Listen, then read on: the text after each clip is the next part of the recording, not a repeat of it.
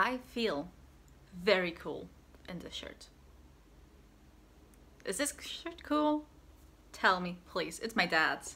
Hi everyone and welcome to a new video. I already filmed this video but I hated it, so here we are again, refilming. In today's video I will be showing you and telling you about the classics that I want to read before the year 2020 is over. This is a very ambitious pile. I'm not going to lie, but yeah, let's get started. So the first book on my pile of books I want to get to by the end of the year was one more Jane Austen novel. I have by now read 4 of Jane Austen's novels. I have read Pride and Prejudice multiple times. I have read Emma, Sense and Sensibility, and Northanger Abbey. And I have 2 more left and I want to read both of them. I want to just read them because I love Jane Austen. But at the same time I want to pace myself because there's just 2 left to read and experience for the first time. And I want to read one more before the end of the year. So I have Mansfield Park and Persuasion left. And I didn't know which one to go for, but me and Patrice started a book club called The Reading Grandmas. If you want more information, come and message me on Instagram at Caroline of Bookland and I will tell you more. It's not like an official book club or anything, it's just the 2 of us choosing a book to read together and having fun with it. And we decided to read kind of like an unofficial first book, because it's not official because both our lives are quite weird at this point. So we are officially probably going to start in September or October. But we kind of started to buddy read this Jane Austen novel, and that is Persuasion. I haven't read Persuasion yet. I started this, I am 37 pages into it. For me, it's always very hard to get actually into a Jane Austen novel, but after like the first 2 chapters, it starts to flow very easily for me. And I am really excited to read this one because I think this is Patrice's favorite one, or it has her favorite male hero, which is Captain Captain Wentworth, and she really likes this novel, so I'm excited to read it. And Elliot is like 29, which is very, very old to be, you know, unmarried and still living at your parents' house in these times. So I'm really excited to see where this goes. I just really like this. So yeah, I want to read that before the end of 2020. The next books I have are more of a general. I want to read a novel by Charles Dickens. I have already read A Christmas Carol by Charles Dickens, but I want to read a full-length novel by him. And I have 2 on my shelves, and I don't know which one of these I'm going to read, because everybody I ask has different opinions on which Dickens we should start with, and I think one of these 2 will be the one that I start with. I have Great Expectations and A Tale of Two Cities. I don't know which one I want to read first. This is kind of like an historical fiction set during the French Revolution, and this is like a contemporary Victorian novel. And I'm really excited to read this one. I think this might be the first one that I read, just because I have already seen the film with, what's his name? Douglas Booth? No. Wait, no, it's different. Is it a different person? I don't know. All actors look the same to me, so... But I have already seen the film with, Helena Bonham Carter, and I really loved it. So I think I'm going to start with this one and work my way through Dickens very slowly. Hopefully I will get to this during Victober. That would be cool. I'm so excited for Victober, if you couldn't tell. I'm so excited for Victober. I will actually try and participate actively in Victober, not just being a passive participant. So yeah, I'm excited to read a Dickens novel this year. Next novel that I want to read will be completing like the first round of reading the works of the Bronte sisters, and that is Emily Bronte's Wuthering Heights.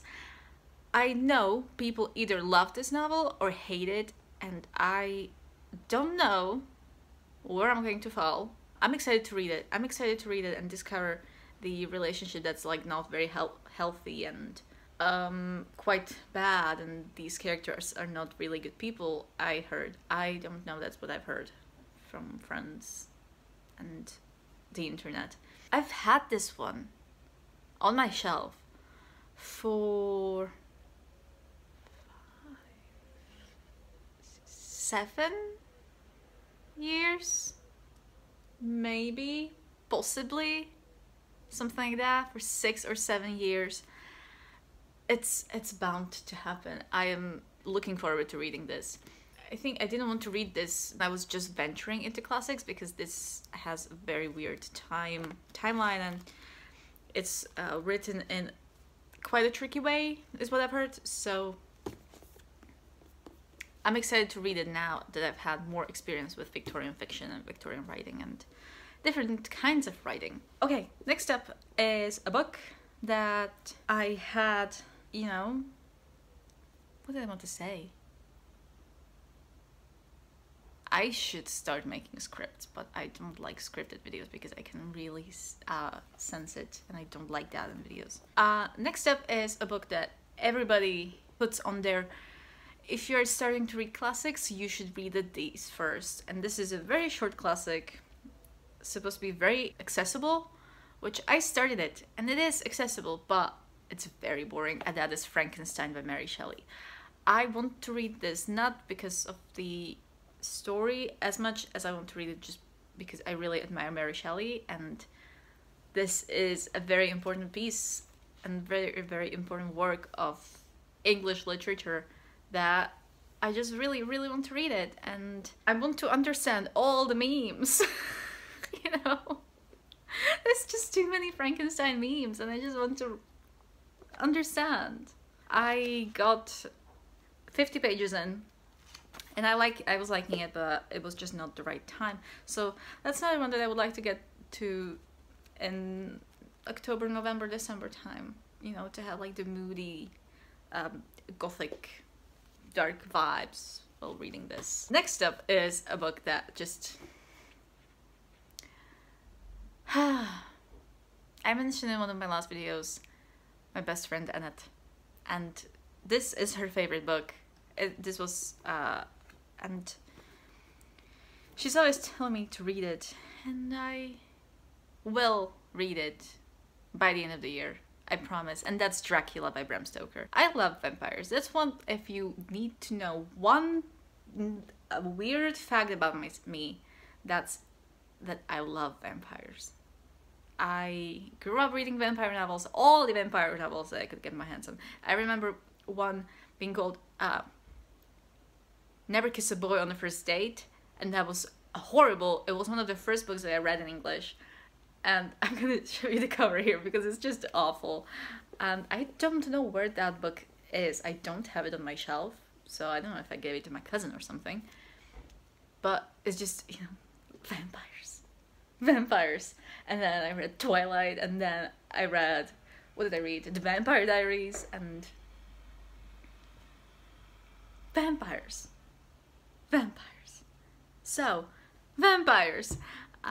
Yeah. I also heard that this is quite boring, but at the same time, it's not. I don't know. Also, it looks to be a lot longer than it actually is. It's like barely 350 pages long. So, hopefully me putting these books in a video and uploading it will mean and will make me read these books as soon as possible, and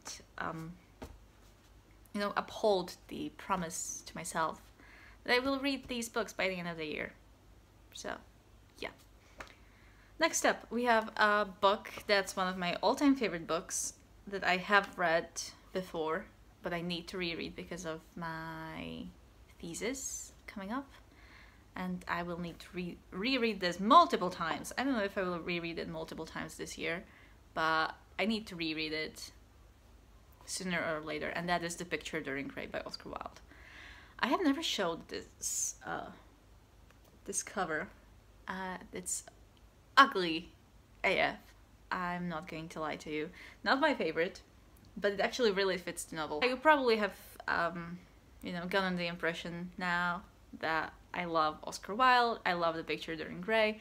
I adore this novel. I don't want to say that liking Oscar Wilde is my only personality trait, but it's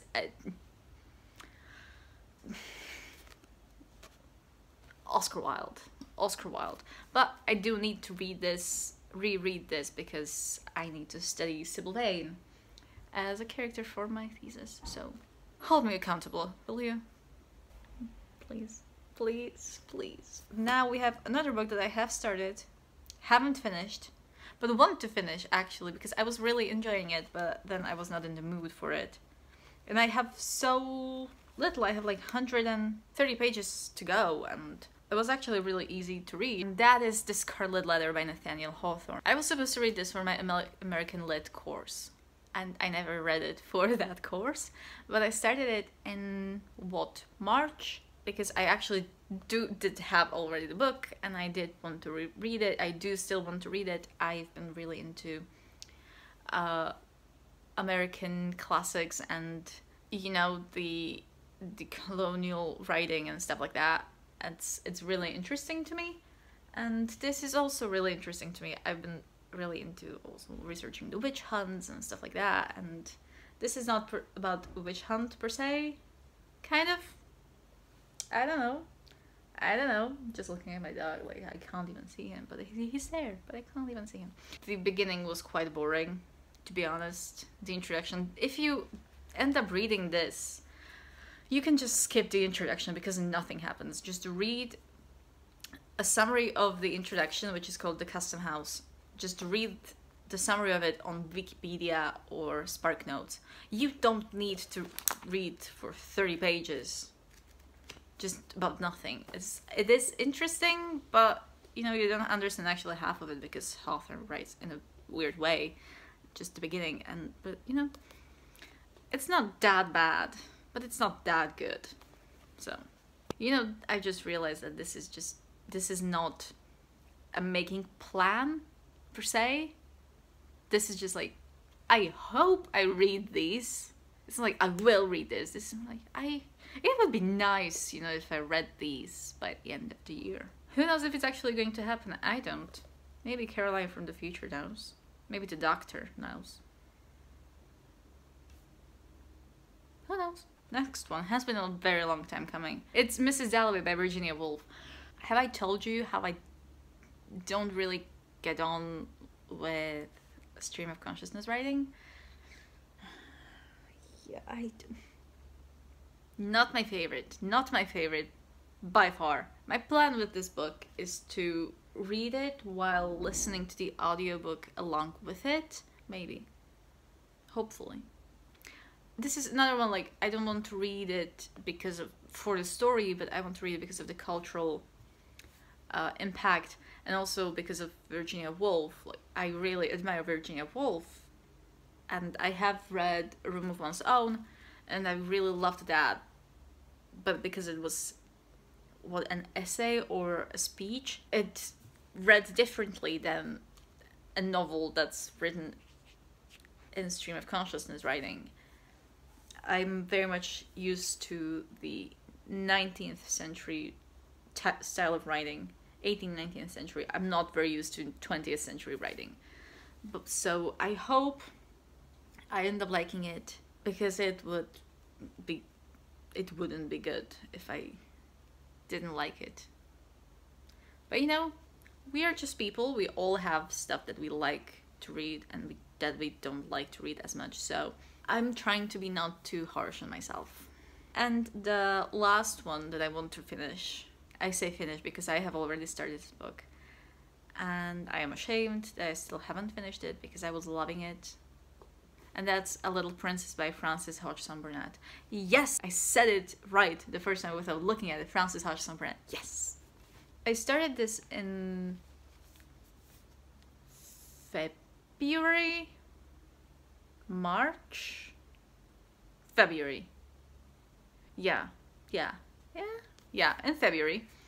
And I was really enjoying it. I got 100 pages in, and then I had to read something. I had to read Little Women for class, so I had to put this down, and then I never got back to it. But I want to read it because I loved the movie so much, and I want to read the book, and I was loving the book. And just also look at this beautiful cover. This is the Sisterhood edition by Penguin, and I love all the cover designs in this series, not this series, this collection of books. I would love to have all of the books in this collection, but this one is my favorite. I love this. So yeah. Okay, so okay, so these are all the books, all the classics. Okay. All the classics that I want to read by the end of the year.